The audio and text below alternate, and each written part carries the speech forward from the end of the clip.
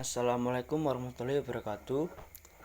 Kami dari kelompok 5 yang beranggotakan Muhammad Rizal Rahman, Atik Fitriana Khafifah, Muhammad Darius Yulio Kusuma, saya sendiri yang selaku menjadi moderator, dan yang kemudian Latifatus Surur yang akan menerangkan materi hari ini, diferensiasi fungsi sederhana. Untuk pemateri yang pertama, silakan untuk menyampaikan materinya. Saya akan menjelaskan tentang nilai ekstrim fungsi sederhana. Nilai ekstrim dalam suatu fungsi dibagi menjadi dua, yaitu nilai ekstrim maksimum dan nilai ekstrim minimum. Tempat terjadinya nilai ekstrim dalam suatu fungsi terjadi pada titik kritis, sedangkan titik kritis sendiri dibagi menjadi 3 bagian, yaitu yang pertama, ujung-ujung selang. Ujung-ujung selang biasanya ditemukan pada soal contoh fx sama dengan min 2x pangkat 2 ditambah 3x pangkat 2 pada min setengah, 2. Jadi ujung-ujung selangnya yaitu x sama dengan min setengah dan x sama dengan 2. Yang kedua yaitu titik stasioner. Titik stasioner adalah titik x sama dengan c, di mana f aksen c sama dengan 0 atau bisa disebut sebagai kandidat dari titik kritis. Yang ketiga yaitu titik singular adalah x sama dengan c, di mana f aksen C tidak ada, maksudnya dalam titik X sama dengan C, fungsi yang disajikan tidak memiliki turunan. Selanjutnya yaitu contoh soal nilai ekstrim fungsi. Suatu perusahaan memproduksi X unit barang dengan biaya 4X kuadrat min 8X plus 24 dalam ribu rupiah untuk tiap unit. Jika barang tersebut terjual habis dengan harga 40.000 tiap unit, maka keuntungan maksimum yang diperoleh perusahaan tersebut adalah. Nah, di sini penyelesaiannya fungsi yang diharapkan pada soal tersebut adalah fungsi keuntungan. Dalam soal sudah diketahui untuk biaya produksinya yaitu 4x kuadrat min 8x plus 24 dan harga jualnya 40.000. Untuk barangnya itu belum diketahui, jadi barangnya itu X. Yang ditanya yaitu keuntungan maksimumnya. Untuk penyelesaiannya, pertama kita mencari biaya produksi total terlebih dahulu. Untuk rumusnya, yaitu biaya produksi dikali banyaknya barang. Untuk biaya produksinya 4x kuadrat min 8x plus 24 dikali dengan banyaknya barang, karena belum diketahui maka ditulis X. Hasilnya, cara untuk menghitungnya yaitu dikalikan angka yang di dalam kurung itu dikalikan X semuanya. 4X kuadrat dikali X hasilnya 4X pangkat 3 min 8X dikali X itu hasilnya min 8X pangkat 2 dan 24 dikali X hasilnya 24X. Maka diperoleh 4X pangkat 3 min 8X pangkat 2 plus 24X. Untuk langkah selanjutnya mencari hasil penjualan total. Rumusnya harga jual dikali banyaknya barang. Sudah diketahui untuk harga jualnya senilai 40.000 dikali dengan banyaknya barang. Karena banyaknya barang belum diketahui maka dikali X. Setelah itu mencari untung dengan rumus jual dikurangi biaya produksi. Untuk hasil penjualan tadi kan 40X itu dikurangi biaya produksi. Biaya produksinya 4X pangkat 3 min 8X pangkat 2 plus 24.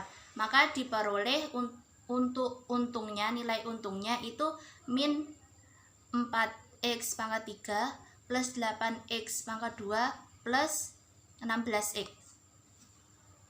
Mendapatkan keuntungan maksimum, kita cari titik stasioner fungsi dengan U aksen sama dengan 0. Tadi U-nya kan sudah diketahui, yaitu min 4X pangkat 3. Maaf ya, itu min 4X pangkat 3, bukan min 4X pangkat 2. Jadi U-nya min 4X pangkat 3 plus 8X pangkat 2 plus 16X. Untuk U aksennya diperoleh atau turunan pertamanya itu diperoleh min 12x pangkat 2 plus 16x plus 16 sama dengan 0. Nah, bentuk tersebut bisa juga dirubah menjadi min 4 kali 3x pangkat 2 min 4x min 4 sama dengan 0. Difaktorkan menjadi min 4 dalam kurung x min 2 dalam kurung 3x plus 2. Jadi diperoleh yaitu x-nya sama dengan 2 dan x sama dengan min 2 per 3. Karena X atau jumlah barang itu lebih dari 0, maka yang X sama dengan min 2 per 3 itu tidak memenuhi karena min. Maka yang diambil yaitu X sama dengan 2 sebagai penyelesaiannya. Untuk mendapatkan untung maksimum, maka disubstitusikan yang X sama dengan 2 itu ke dalam fungsi untung. Fungsi untung diketahui 4x pangkat 3 min 8x pangkat 2 min 16x. Disubstitusikan ke fungsinya menjadi 4 kali 2 pangkat 3 min 8 kali 2 pangkat 2 min 16 kali 2. Hasilnya 32 dikurangi 32 dikurangi 32 yaitu min 32.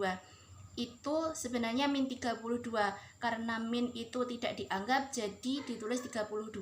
Jadi keuntungan maksimumnya sebesar 32.000. Materi yang selanjutnya adalah elastisitas permintaan atau Price Elasticity of Demand atau disingkat PED. Adalah ukuran perubahan jumlah permintaan barang, jumlah barang akan dibeli oleh pembeli, dan barang terhadap perubahan harga barang itu. Pada umumnya, jika harga barang naik, ketersediaan pembeli untuk membeli barang tersebut akan menurun. Namun, tingkat perubahan ini berbeda-beda untuk barang tertentu. Kenaikan harga yang kecil akan mengakibatkan permintaan turun dengan drastis. Sedangkan untuk barang lain, pembeli tetap bersedia membelinya sekalipun harganya naik tajam. Faktor-faktor yang menentukan elastisitas permintaan.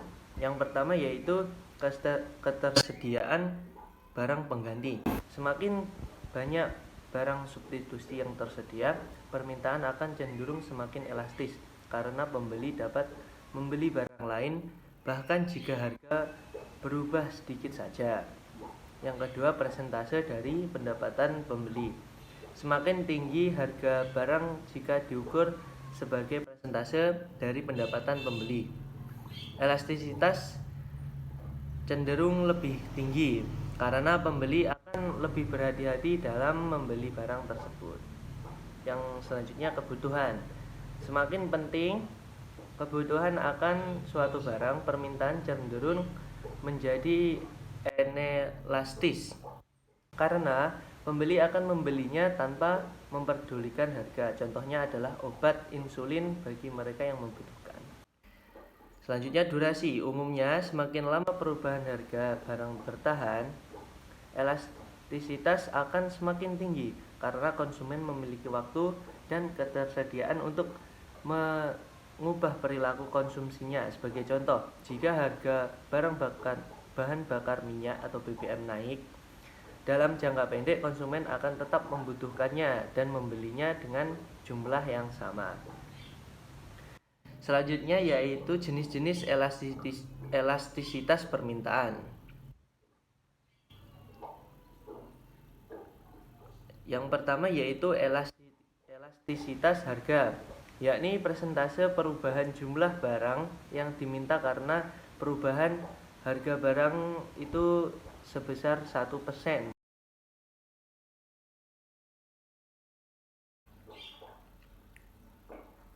Yang kedua yaitu elastisitas silang, yaitu persentase perubahan jumlah barang yang diminta karena perubahan harga barang lain sebesar 1%. Secara umum dapat ditulis sebagai ES persen perubahan jumlah barang X yang diminta per persen perubahan harga barang X. Selanjutnya, elastisitas pendapatan merupakan persentase perubahan jumlah barang yang diminta karena perubahan pendapatan real konsumen sebesar 1%. Selanjutnya, Klasifikasi elastisitas permintaan. Nilai koefisien elastisitas berkisar antara 0 dan tak terhingga. Yang pertama yaitu inelastis sempurna. Jumlah barang yang diminta tidak dipengaruhi oleh perubahan harga, berarti nilai koefisien elastisitasnya adalah 0. Selanjutnya elastis sempurna. Seluruh barang yang ada di pasar bisa habis terbeli pada tingkat harga tertentu, artinya nilai koefisien elastisitasnya adalah tak terhingga. Selanjutnya elastisitas tunggal. Suatu barang memiliki elastisitas tunggal apabila perubahan harga 1% menyebabkan perubahan jumlah barang yang diminta juga sebesar 1%. Selanjutnya elastis. Barang bersifat elastis jika persentase perubahan jumlah barang yang diminta melebihi persentase jumlah perubahan harga. Selanjutnya tidak elastis. Persentase perubahan jumlah yang diminta lebih kecil dari persentase perubahan harga. Selanjutnya contoh soal. Harga buah apel di pasar turun dari 30.000 per kilogram menjadi 20.000 per kilogram. Jumlah permintaan di pasar meningkat dari 200 kg menjadi 300 kg. Berapakah tingkat elastisitas permintaannya?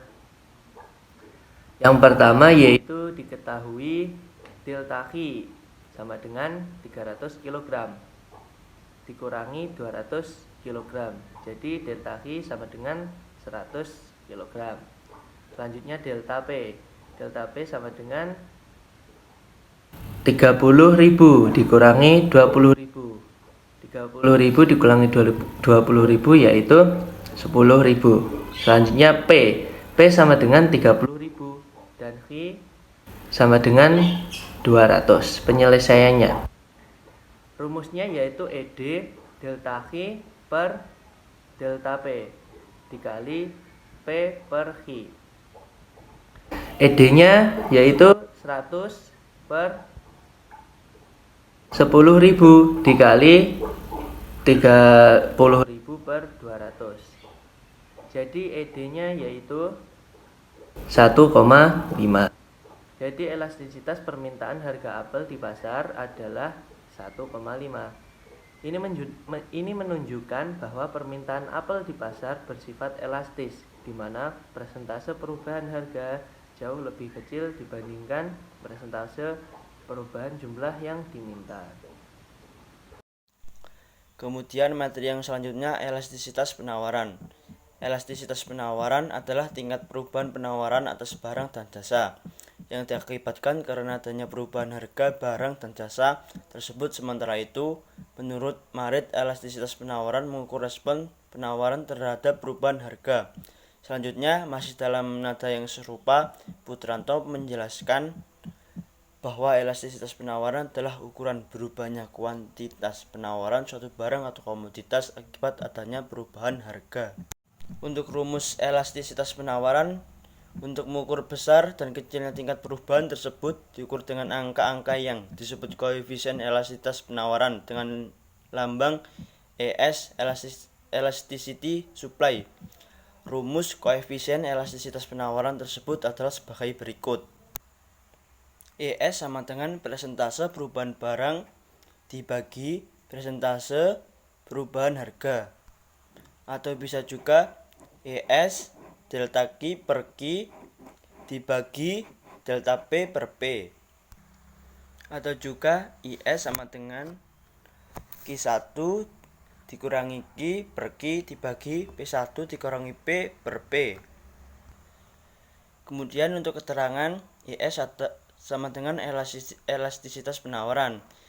Delta Q perubahan jumlah penawaran, Q jumlah penawaran sebelum berubah, Q1 jumlah penawaran setelah berubah, delta P perubahan harga, dan P harga sebelum berubah.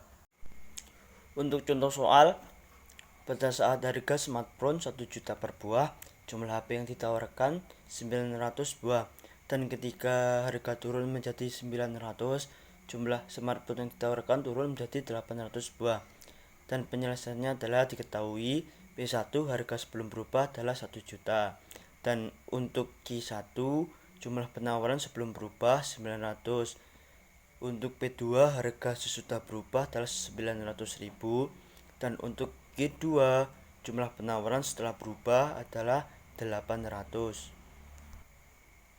Dan kemudian di sini delta Q sebagai penawaran sama dengan Q1 dikurangi Q2 sama dengan 900 dikurangi 800 menjadi 100.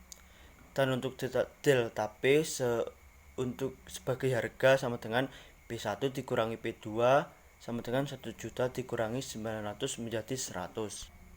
Selanjutnya IS sama dengan delta Q per 1/2 Q1 tambah Q2 per delta P per 1/2 P1 tambah P2. IS sama dengan 100. Hasil dari jumlah penawarannya per 1/2 900 tambah 800 per 1 juta per 1/2 1 juta ditambah 900. IS sama dengan 100 per 1700 per 100.000 per 1.900.000. Kemudian IS 1 per 17 per 1 per 19. IS sama dengan 19 per 7 dan hasilnya IS sama dengan 1,2. Sekian dari presentasi dari kelompok kami. Kurang lebihnya mohon maaf. Assalamualaikum warahmatullahi wabarakatuh.